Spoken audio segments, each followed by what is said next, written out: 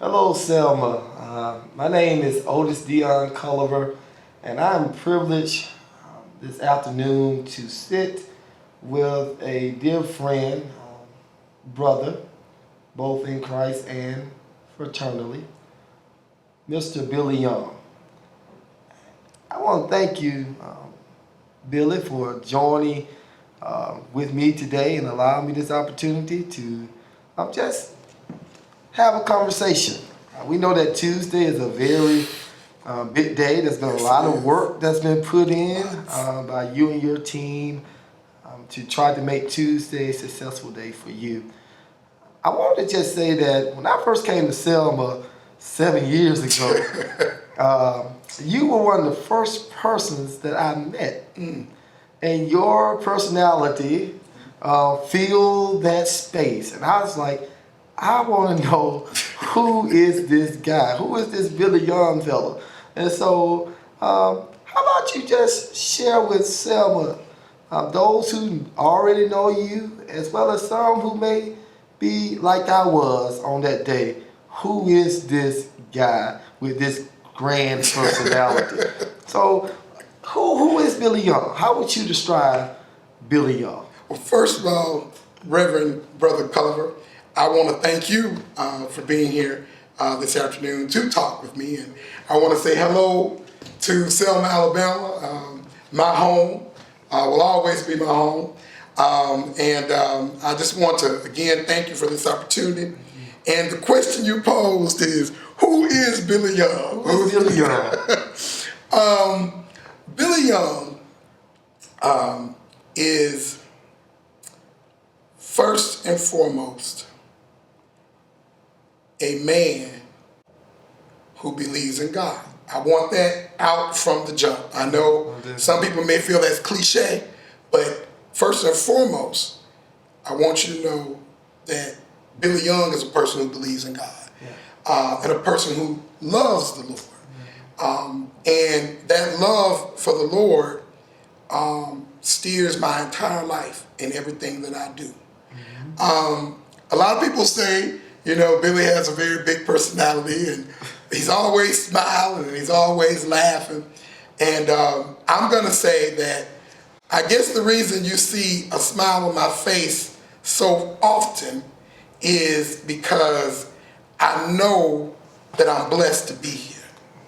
I know every morning God blesses me to wake up, and he blesses me to get up and do something. I try my best to take advantage of every minute of my day. So I come across sometimes as this big, energetic personality because my parents, my church family, and my friends have always instilled in me that all you have is the life that you were given. And you have to live that life. So I live that life thankfully because I'm thankful, and that comes out as happiness. So I am truly a naturally happy guy. I love life, I love people, and I love the opportunity that God has given me with the life he has given me. Amen. I think that's so important in a world where people are so pessimistic and people have such a perspective that oftentimes see the glass as half empty rather than half full. It's a blessing to be around people who are genuinely happy about life, optimistic, and as you said, see every day as an opportunity to make a difference and making the most of every minute that we have. So with that being said, you say that who you are is grounded in your faith, and out of that faith comes this desire to serve.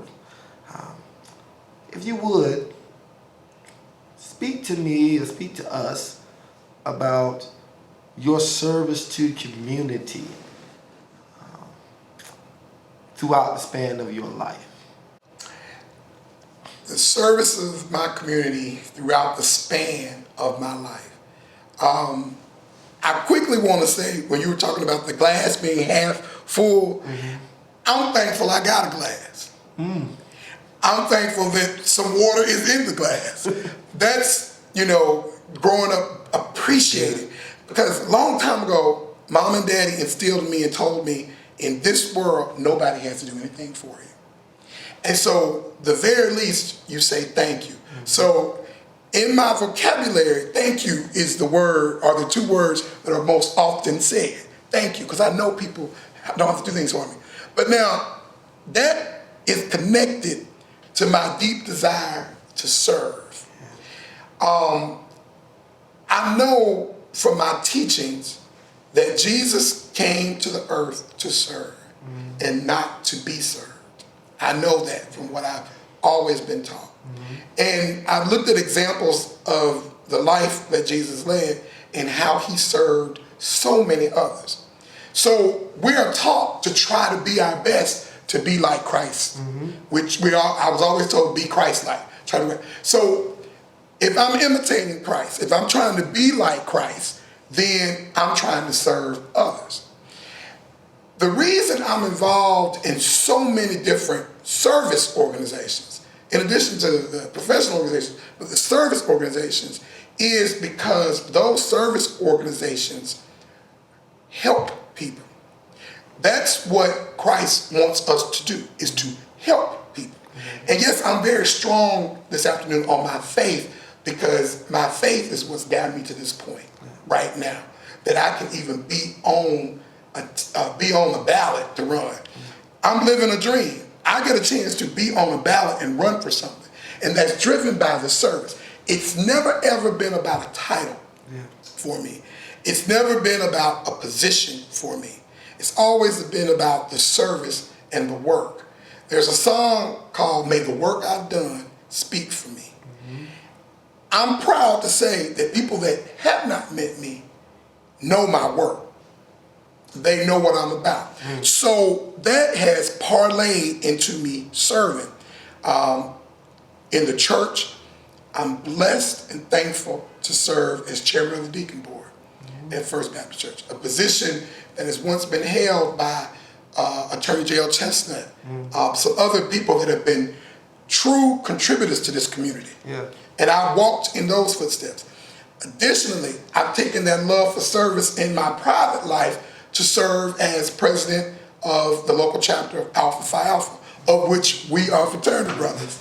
And to all my Divine Nine brothers, like Kamala Harris put in her speech the other night about the shout out to all of her Divine, that's my family too. So to all my Divine Nine brothers and sisters.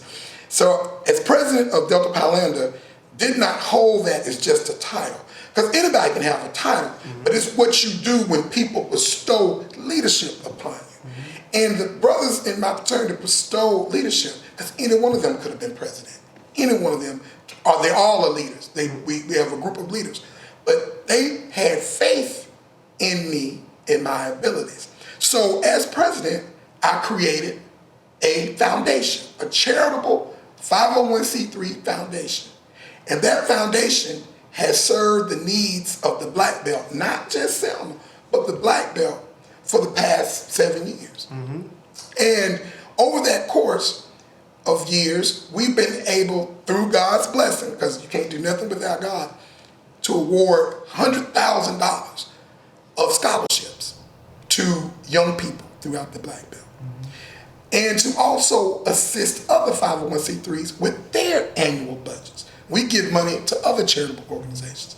So putting your money where your mouth is a belief that I care. Because if you love something, you're going to take care of it. And that foundation. Additionally, I'm blessed to serve as the founder president of Wonder Black Men of Selma Incorporated. We too have done a lot of charitable activities.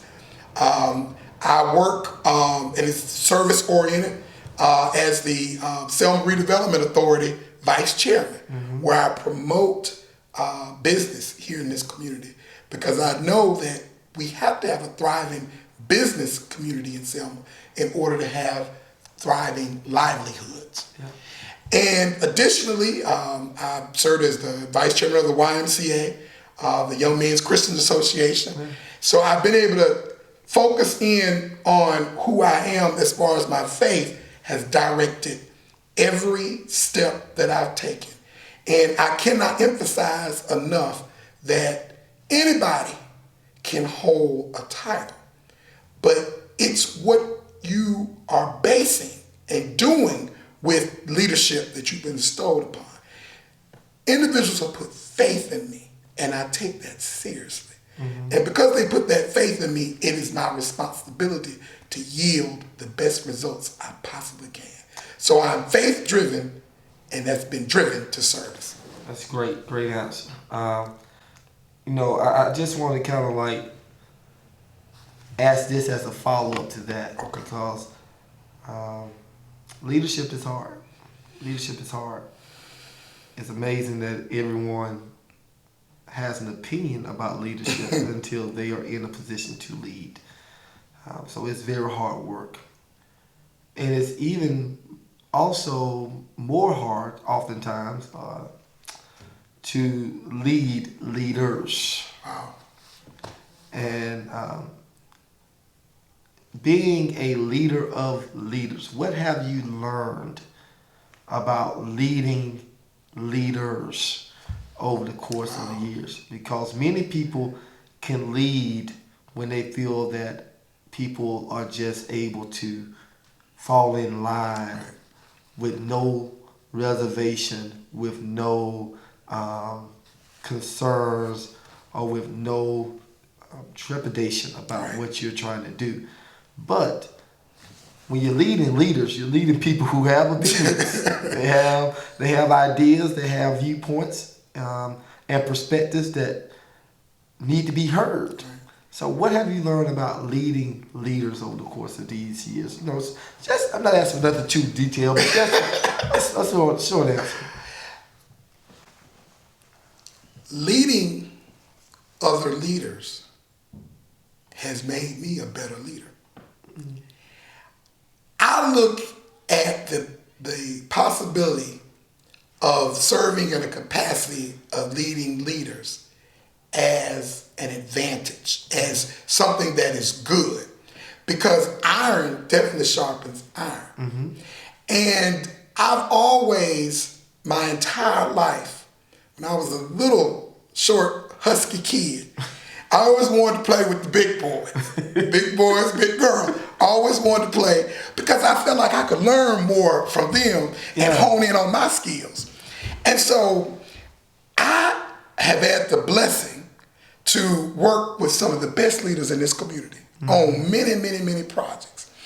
And those leaders saw fit in their minds to allow me to lead them. And what I consider as another blessing is I have an ability to take ideas, not my ideas, because I'm nicknamed by many the executioner, because I can take your idea and you tell me exactly what's going on and what you want, and I can execute that.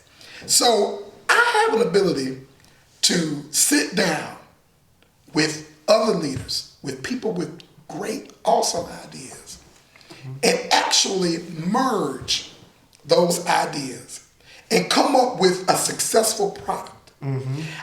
I look at the things that I've been involved with, and I'm trying to keep this answer brief, but it's a great question, and I'm enjoying answering it. But I look at some of the projects that we worked on, the creation of those foundations, we got an opportunity to obtain a building from Wells Fargo Bank that we didn't even have to pay for, because the bank saw the works we did in the community and knew that we needed a building to further our objectives. So they saw it and they gave us a building. But I've been able to merge different leaders, get their opinions, get their ideas, and include some of my ideas in it, because I got a chance to put mine in it. And from a sitting where we get a chance to sit down and merge those ideas, come out with something that's productive and something that is successful. So I look at the ability to lead other leaders as a great thing, because I never want to be at a table where everyone is agreeing with me, because then I only have one perspective. I believe the best ideas are ideas that are negotiated and ideas that are a combination of a lot of people that want the same objective, just have different ways of getting there. But I want to get us there. Good deal. Good answer. Yes, sir. Thank you, because I think that most people don't realize that leadership is not dictatorship. It is not just the ability to get things done. It's also about how you go about getting those things accomplished.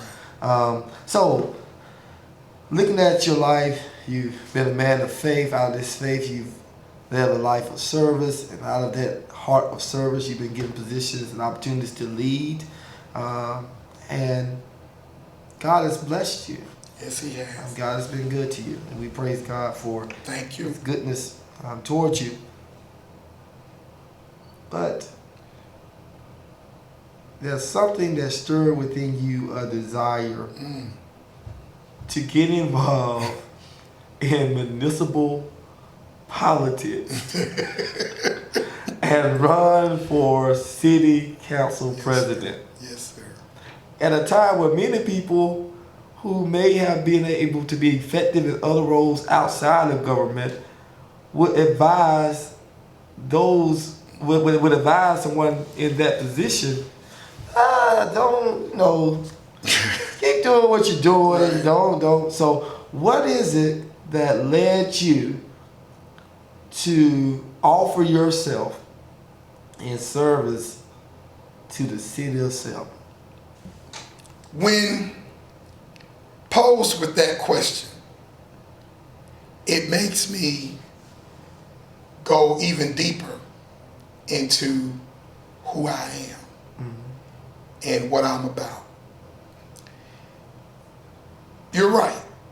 As far as the municipality goes right now in Selma, there would be some that would say, Billy, I don't know about running right now. Yeah. Wait a little bit later. You do some other things. Keep doing what you're doing, because I'm blessed to do what I do, and I'm going to always do what I do. But specifically for this was a well thought out objective. There were many people, Reverend Culliver, that approached me for the past 3 years about running for various offices. In fact, my neighbor, and we live on a very quiet end of the street, just a few of us that stay there, stay on Lawrence Street, and shout out to all my Lawrence Street friends and family. Billy's here. She told me one day as I was walking, she said, Billy, somebody came by my house to ask me to ask you to run for public office. Wow. And so I was getting it from everywhere. When going to Walmart, could not leave Walmart without having a conversation about me running for something. And so, to be honest, I started running from, running for office, because a lot of people were starting to tell me. And then we had the pandemic come upon us, where I started to have more time to think. Yeah, slow down a little bit. To meditate and to hear from above. I had more time to settle. And then the George Floyd murder took place. And then I started back on an exercise regimen, where I started walking more and more. Every day I passed these places, and I looked at it. I know the conditions of Selma for the past years. I've seen the waste pile up. My car has hit every pothole. I've seen all that. But when you're walking in neighborhoods and you are experiencing walking on sidewalks that just stop, or you trip up on, I would fall sometimes on sidewalks that are not kept like they should, and started talking to neighbors more and more, having an opportunity as we are to discuss things and talk about. And then sitting up at home at night, well, laying down, and at 3 o'clock in the morning, hearing pow, pow, pow, pow, pow. Wow. 3 o'clock in the morning, waking up, not knowing what's going on. Wow. When you start putting a pandemic, social injustice, and then your local, because there are a lot of things on a national scale I can't do anything about. I can just pray. I can do that.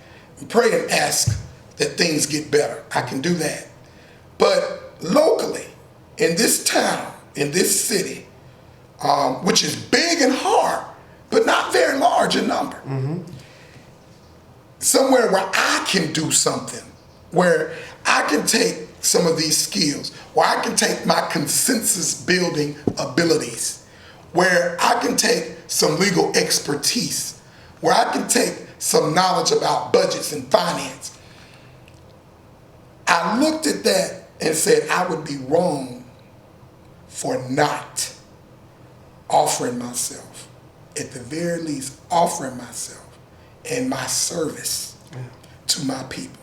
So I then honed in on all these positions that everybody else was telling me to run for. Some people wanted me to run for district judge, and you know, there were all kind of different things that were going on. And I had seriously gone and said, okay, the office I'm going to seek is going to be these many years out, and that's what I'm going to do. That was my plan. Yeah. But I have learned as I get older that it is not about my plan, exactly. Which took me a while to learn. It's not all about my plan. It's not what I always wanted for myself, but it's about what's in the best interest. So I look at city council president and the need that was there. And mother always told me, go where there is the need.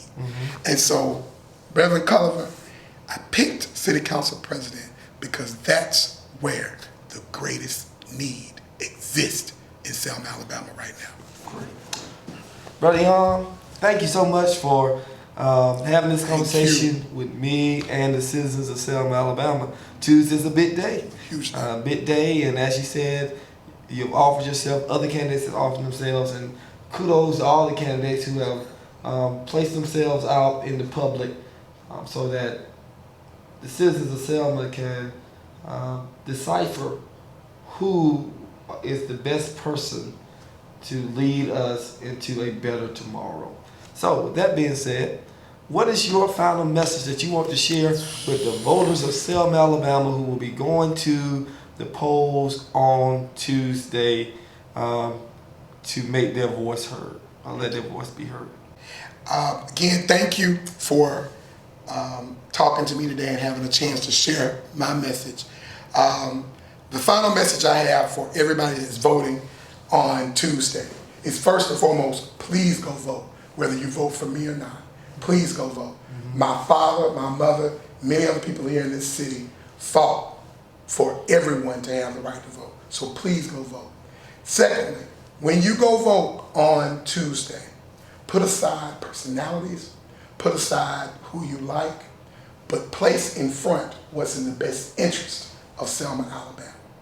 I believe that the life that I have led, which has been Christ-centered and centered on service, will reveal to you that I am the absolute best candidate for Selma City Council President.